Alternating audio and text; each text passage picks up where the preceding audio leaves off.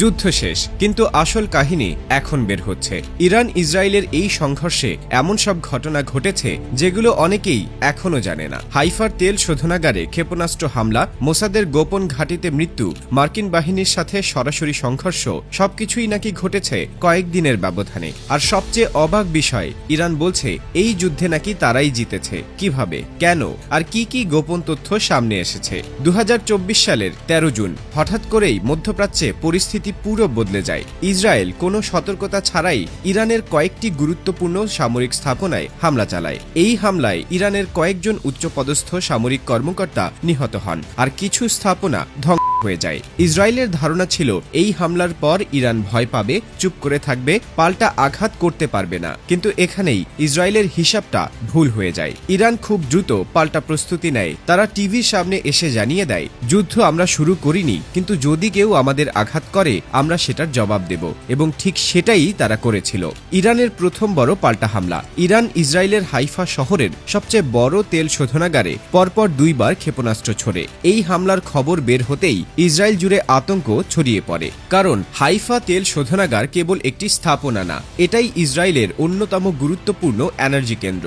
এরপর আসে আরও চাঞ্চল্যকর দাবি। ইরান জানায় তারা একটি মোসাদ সম্পর্কিত গুরুত্বপূর্ণ স্থাপনাতে সরাসরি আঘাত করেছে এবং সেখানে 36 জন মারা গেছে। এটাই ছিল সেই আঘাত যা ইসরায়েল কোনোভাবেই আশা করেনি। যুদ্ধ শুরু হওয়ার 1 সপ্তাহ পর যুক্তরাষ্ট্র সরাসরি এতে জড়ায়। মার্কিন বাহিনী ইরানের 3টি পারমাণবিক স্থাপনায় বিমান হামলা চালায়। ইরান তখনই বলেছিল এটা জাতিসংঘের নিয়ম ভেঙে ফেলা হয়েছে এবং আন্তর্জাতিক আইন উপেক্ষা করা হয়েছে। এমন পরিস্থিতিতে মনে হচ্ছিল যুদ্ধ আরো বড় আকার নেবে। কিন্তু ইরান এখানেই থামে না। ইরান জানায় তারা কাতারে অবস্থিত মার্কিন ঘাঁটি আল উদেইদে 14টি ক্ষেপণাস্ত্র নিক্ষেপ করেছে। তাদের দাবি এর মধ্যে 6টি সরাসরি লক্ষ্যবস্তুতে আঘাত এনেছে।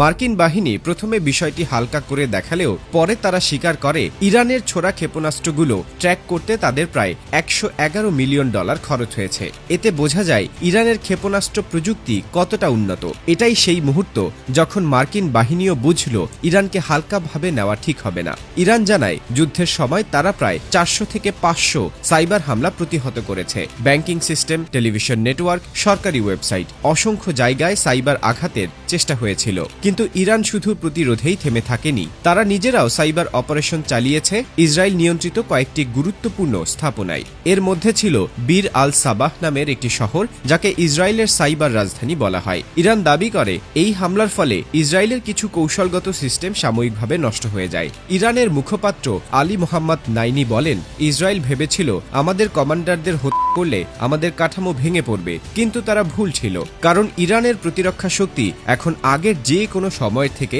আরও শক্তিশালী। তিনি আরও বলেন, ইরান কোনো দেশের বিরুদ্ধে আগ্রাসন চায় না, কিন্তু যদি যুদ্ধ চাপিয়ে দেওয়া হয় আমরা থেমে থাকব না। ধীরে ধীরে স্পষ্ট হয়ে ওঠে এ যুদ্ধ আর বাড়ানো কারো পক্ষে সুবিধাজনক নয়। ইরান পাল্টা আঘাত করতে সক্ষম হয়েছে, ইসরায়েলও কৌশল বদলাতে বাধ্য হয়েছে, আর যুক্তরাষ্ট্র অতিরিক্ত ঝুঁকি নিতে চাইছে না। ইরান জানায় আমরা যুদ্ধ শুরু করিনি, কিন্তু আমরা যুদ্ধ শেষ করতে পেরেছি।